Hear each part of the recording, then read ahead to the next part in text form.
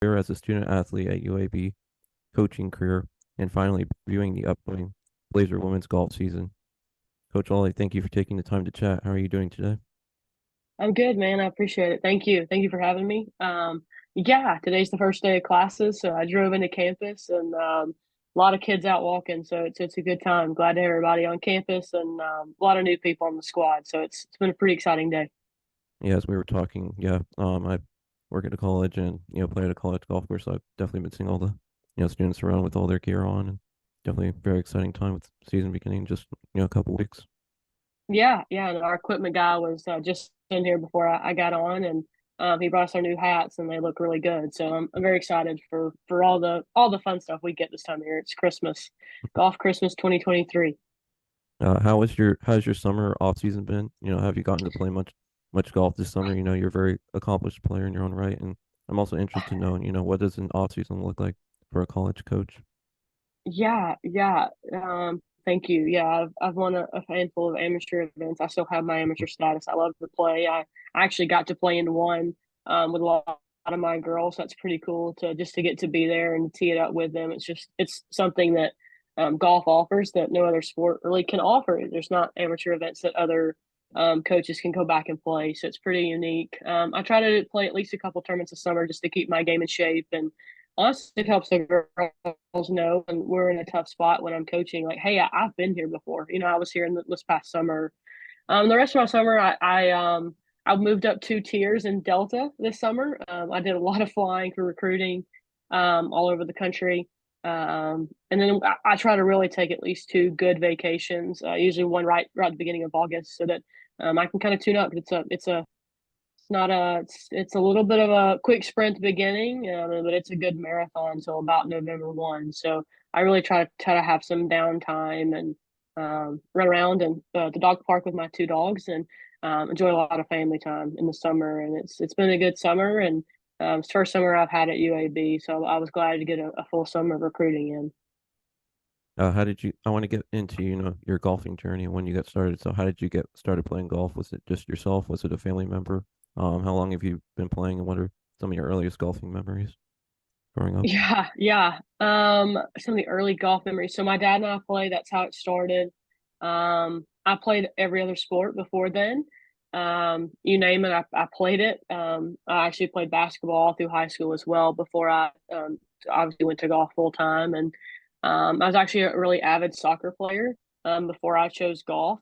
Um, I truly believe that no matter what sport I had chosen, I would have been a coach. I love giving back to young women, but golf just happened to be the one that I loved more than anything. And I started at 12, so it's been interesting to talk to 2025 recruits. I'll be 30 next month. In 2025, they're 16 years old, and so I've been in the golf world doing golf more longer than they've been alive now. So that kind of when I say I've got some experience, that tends to help out. But yeah, so I played golf starting at 12, and I just played a lot with my dad. We played a lot of scrambles, and I just continued to get better, and he pushed, and it's still our favorite, Sunday afternoon activity to do together. Did you get to play like any junior golf or high school golf growing up? Yeah, yeah, I played a good bit of high school golf. I played a handful of, just kind of Alabama State juniors and those kind of things growing up because I'm from about originally an hour from here, in Birmingham, Alabama. So yeah, I've done a handful of events, I guess, throughout the years, and gosh, I can't fathom how many golf balls I've hit in the last few years. So you're a very accomplished player right now. We'll get into that, throughout this interview. But growing up, your junior and high school career, were you very accomplished, or has it just happened, recently you've gotten really good, or have you always been this good? No, full transparency, I was not this good. Because I'm not that I'm good. actually I shot well over 100, yesterday, so never won anything at no, golf. I mean, I wasn't shooting, that high. I guess you wouldn't play in college, but Hmm. and no offense, everybody's got to start somewhere. I was shooting that at one point, so I have a lot of people when my golfers like, well, can you help me? I don't know how you shoot those low numbers, and I'm like a lot of golf balls on the range. No, in full transparency, I actually signed D3 out of college. I thought I wanted to be a doctor, so I went the D3 route. Um, that was just what was best for me and in academics, and the school was a great fit. And I got a lot a lot better between my freshman and sophomore year. I actually had my gallbladder removed, and so all I could do was chip and putt for about 6 months. It was an emergency surgery, so I got really good with the short game, and as soon as I could get back to hitting, it just clicked. And I was offered transfer here, obviously to UAB. Obviously this is my alma mater. I transferred here my junior year and had a okay college career. It wasn't great, um, from a golf standpoint. And then I just continued to get better, and then I coached, and coaching really flipped that for me. Um, yeah, and I just coaching, and can't fathom doing anything else in my life. I love what I do. Yeah, did you always know you wanted to get into coaching, or did it just happen naturally? You know, if you ask everybody around me, they knew. I really wanted to be a doctor. I guess I always had the desire to help people get better. I just thought it was going to be medically get better, not get better at their golf game. Um, so, but it's funny, in high school, I told people I was going to coach or I do something in the sports world, and then I decided to go the doctor route. And then about 6 months into college, I just wasn't interested in biology as much, and the business was really good. I was much better at managing people. Obviously, that's what I now do for a living to some extent, and made the switch. And then pretty quickly after that, I wanted to be a GA, which I was at Barry, which is the diploma right here behind me. So I got my MBA while I coached, and then about 3 months of coaching at Barry, I knew this is what I want to do for the rest of my life. So I probably always knew um, that I would coach, but I really believe that God placed this calling on my heart to coach and empower young women. So we're gonna get into you're obviously back in your alma mater. You're a former UAB student athlete. You were there from 2013 to 2015, and you're entering your second season as the head women's golf coach. So, what does it mean to be back at your alma mater, as the Blazers head women's golf coach? Yeah, today's the 1 year anniversary. I officially started a year ago today, Mhm. um, which is pretty cool. Man, I wish I could put it into words for you. When I received the call to get the job, I teared up. To get to sit in the same office that my coach sat in and I sat in as a student athlete is something I can't put into words. It makes me speechless. Um, to get to give the same diploma that I have here to the girls that I recruit now is um, I just don't think I can define it for you. It's such an amazing thing, and I'm just so grateful and so thankful that I was given this opportunity, and that the AD believed in me to come back and turn the program, back around. And um, such a blessing. And I'm just honestly, I can't put into words. I'm just so thankful and grateful. So you started your coaching career as a graduate assistant coach at Berry College in Georgia while getting your MBA. How did that come about, and how was your time at Berry? Yeah, actually, before I left Barry, I was given the Coach of the Year in the conference. That's a huge accomplishment that I have on my record, and I'm so thankful. And honestly, it has nothing to do with me. It has much more to do with my girls and how well they played, and how much they bought into the little blip of a. I mean, I was there 2 years. It's so quick in the coaching world what 2 years is. So, yeah, I, it was I just honestly it fell into my lap to some extent. The GA that was there before I was there became the coach at the previous D3 school I'd played at, and so I mutually knew him. And he called the coach, said, I think you need to interview this girl. And I came up for an interview right before I graduated college, and before he could, when he called to offer the job, before he could even get out the full sentence of, "Hey, I'd really like you to be our GA. Will you accept?" Before he could even get that, "Will you accept?" I said, "Yes, I'm there. When am I moving in?" So, I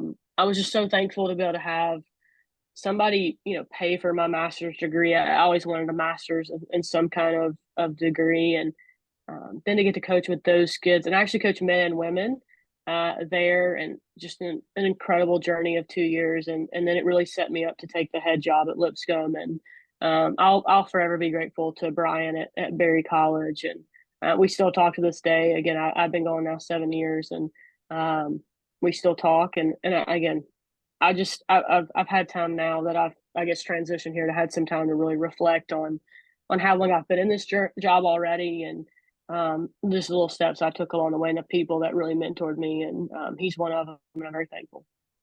I'm always curious to know, what's the difference like regarding roles and responsibilities between being, an assistant coach and between being a head coach? Is there much difference? Yes.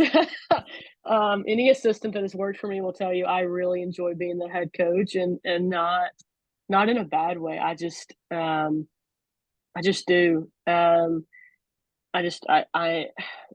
just believe that my ability that I'm, was called to be a leader, and you can be a leader as an assistant as well. It's just that you don't. The biggest difference to me that I've found from and D3 and D1 are very different in the NCAA, which most people know.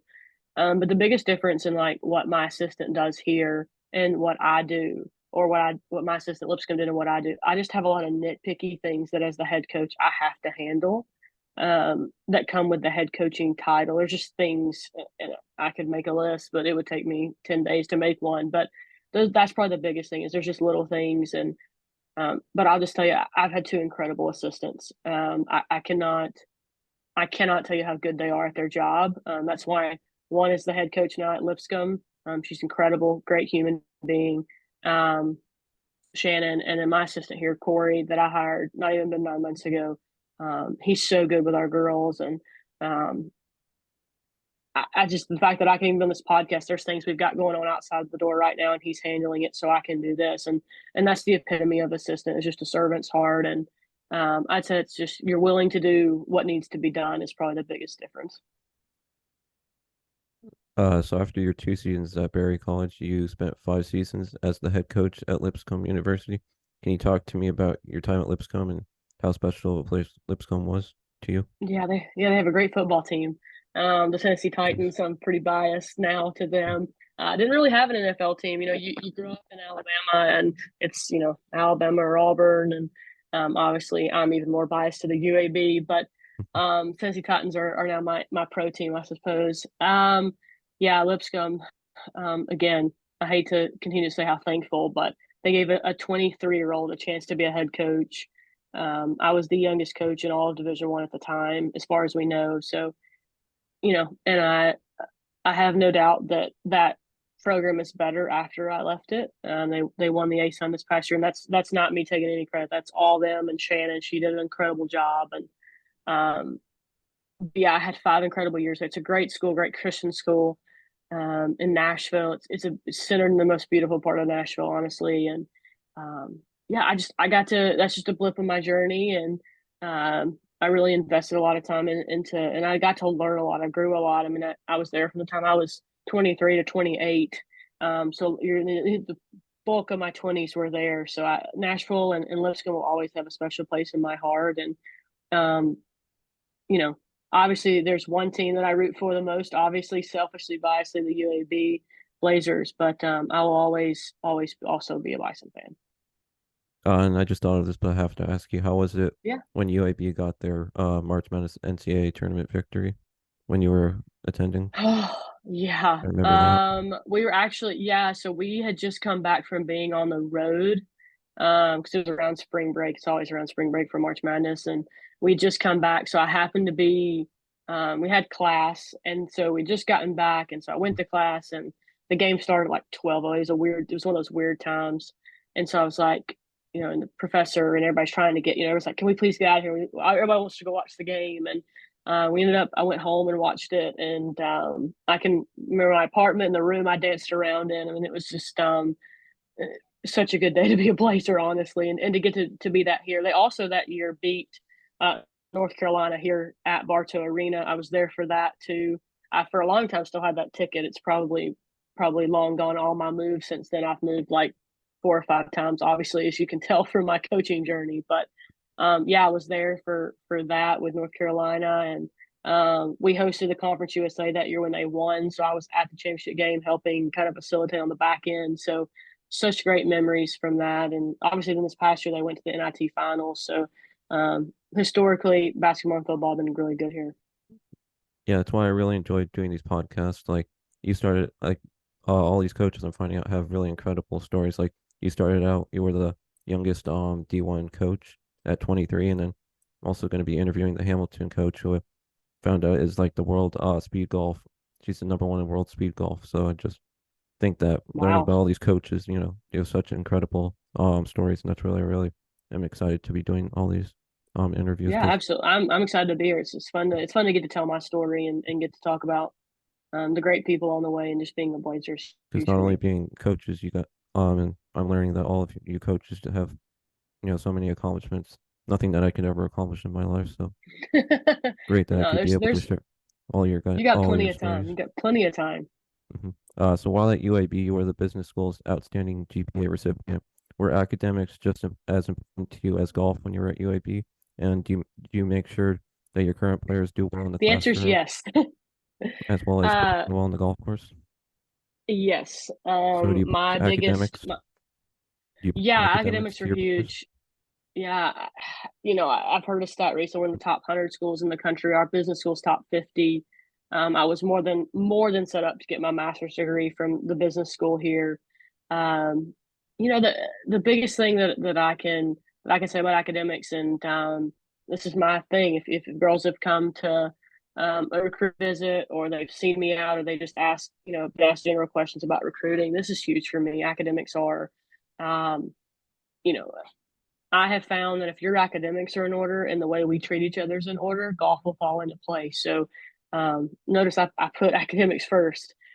You are a student athlete, so my students in front of the athlete. And I know you hear that as a buzzword a lot, but it's really true here. And my girls know that. If I brought all 11 of mine in right now, they'd give you the same answer I'm giving you right now. And I run a tight ship, understanding that you're here to graduate and graduate with honors. And that's one of UAB's athletic standpoints. And I fully push that. And yes, I worked really hard in the classroom here at UAB. So it was a blessing to be recognized for that. And but I don't get there without being pushed by all the people and all the people in our academic center that we have here. And I mean, I've already talked to our academic person this morning. She's already fixed 3 issues. So um, student athletes and the success I've had as a coach and as an athlete while I was here, you don't get there alone, and I think that's the beauty of athletics, is it's truly a family.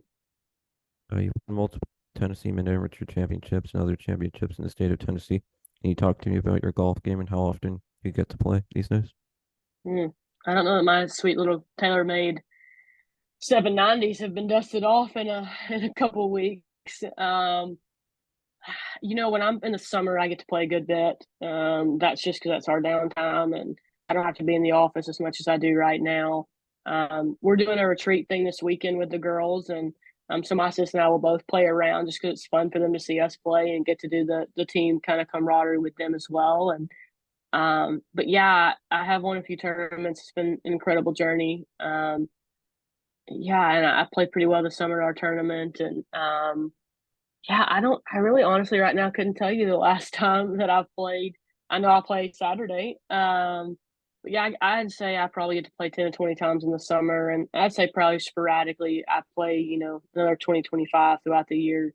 Um, Good news is I'm stacking up the days for when I retire, which is obviously a long way away, but I'm stacking up the days when I retire because I'll have a nice little country club membership and I'll play golf every day. And that's the dream. So all the days I'm not playing right now, I'll play back then. It was definitely an adjustment. I mean, when you're in college, you play every day. When I was in grad school a lot as a coach, I played a lot with the girls if they needed help, like especially course management stuff. So I'm not opposed. There's definitely been days where I walked to the tee and a girl, we were working on punch shots or something, and I'm just like, you're just not getting it. I'm going to demonstrate it, even though I'm rusty. Like I want them to know that what I'm teaching I can also do, and I don't mean that arrogant at all, but just teaching them how, I guess, what's best, like how to do it, and the more that I can show them and then walk them through it, the more it's easier to learn. We all know that hands-on learning. So but yeah, I do wish I got to play more, but there's nothing better than getting to coach. So, um, I guess my golf game will have to suffer a little bit for the time being. So what tournaments do you enjoy getting to play in? Oh, good question. Obviously I don't really try to qualify with the women's am as much as I used to, but um if it eventually the women's mid am the fall, like when we're traveling, I would definitely try to qualify for that. I've had an assistant in the past do that. I love the stroke play that the women's state am here is match play. Love match play. It's one of my favorites. So yeah, just a handful of state and local. I played a couple of scrambles this summer, and I also just enjoy playing and meeting other women. It's just a great way, and there's nothing that bonds people quicker than golf. Does UAB have a home course, and how do you like to structure practices for your team in qualifying?